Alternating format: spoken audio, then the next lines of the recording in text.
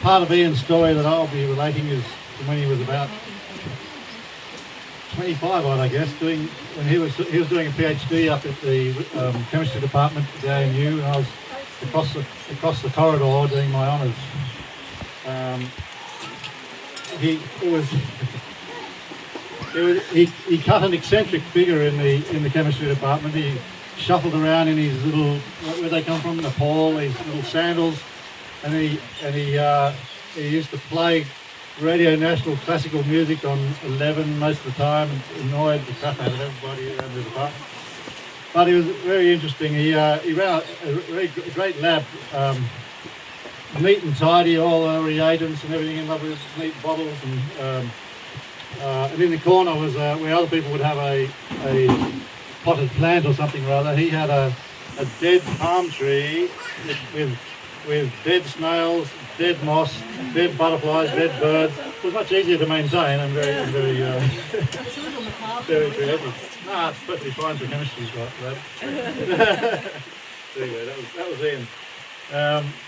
We had the same supervisor, Ron Warrener, and we both had projects relating to these highly strained molecules that really didn't want to be made, but we had to force them into existence.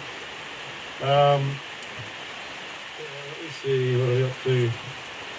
Yeah, so you always had a pot of tea or coffee on one of the laboratory hot plates in contravention of probably every occupational health and safety guideline. And then just to go on the theme, he often had these strange little cigarettes from Indonesia and cigars from wherever. We used to sit over and blow them up at the fume cupboard. That was always fun.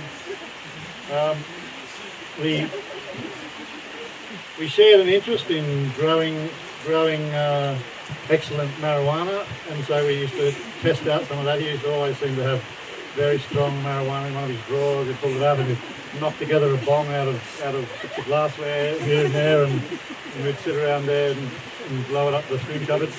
I made sure I always smoked much less than he did because it was very strong. Anyway,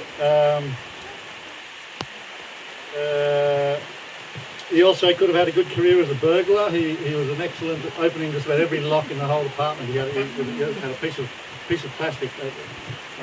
Ice cream containers were the best. Make it sort of flexible. You could poke it in and open all the doors, mainly just for fun. But the supervisor got a little bit annoyed with him busting into his office all the time. He couldn't keep anything locked, so you got special anti-Ian modifications put on all the vital doors.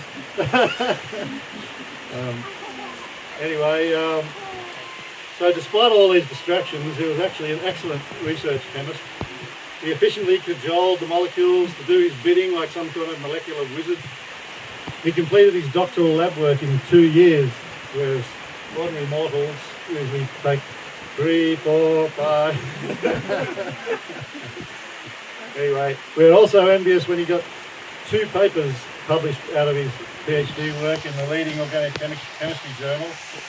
And what really annoyed us was that they accepted all his little, his lab books were always absolutely meticulous, and he had all the molecular structures were all in calligraphy, with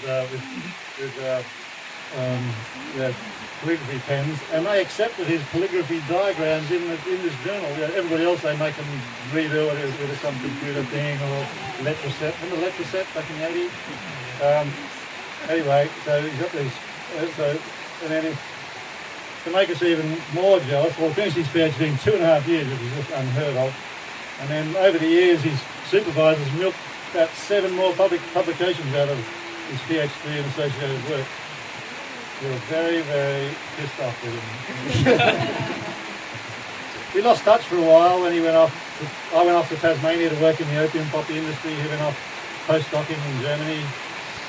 But then when I returned to Canberra with Mary, to do my PhD, he was there with Marguerite. And so from about 1987 onwards, he just sort of joined our informal adventure group of friends, and we camped up and down the coast over the following 3.5 decades. Robert and Linda, Graham and Anna, John and Susanna, Rich and Liz, Stuart, Judy, Rod and Carol. We even dragged Bernie and Georg along a couple of times. Hiking in the Brindabellas, Mount Gudgeonby, Legoland. in the Budawangs, Dark Brothers Cove, camping down the coast, Aragonoo, Kangaroo Beach, America River.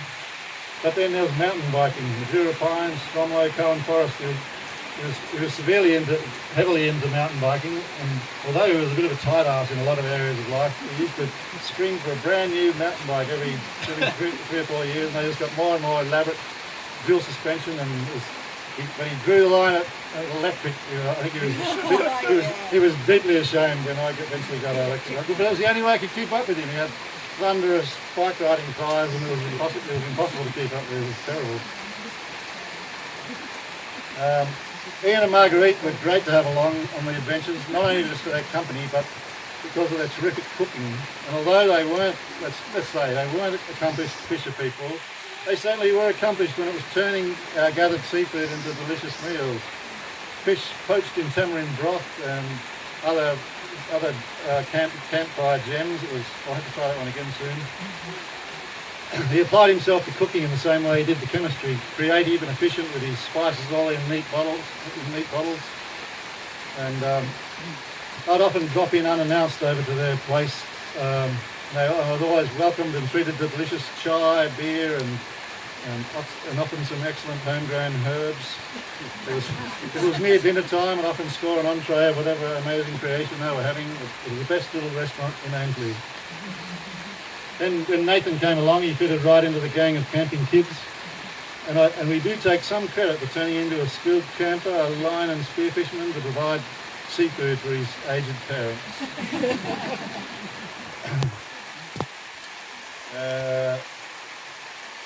With his mountain bike, he had perhaps more than his fair share of crashes. He popped a kidney, he wrecked his knee, and too many to count.